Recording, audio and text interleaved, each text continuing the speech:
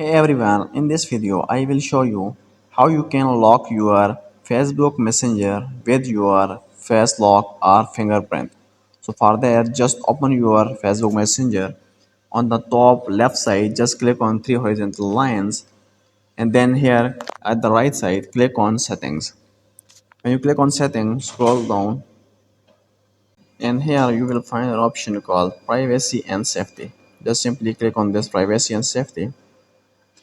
And now here you can see at the security there option called app lock. Just simply click on this app lock. Now here unlock with biometric. Just simply click on this, enable this. And you enable this, it will ask you for permission for your biometric. Just click on your biometric. And now here you can see there are different options. After I leave Messenger, 1 minute after leaving Messenger. So if you want to lock your Messenger after when you leave your Messenger or close your Messenger app, you just simply click on after I leave Messenger, and here we go. Your Facebook Messenger has been logged with your fingerprint.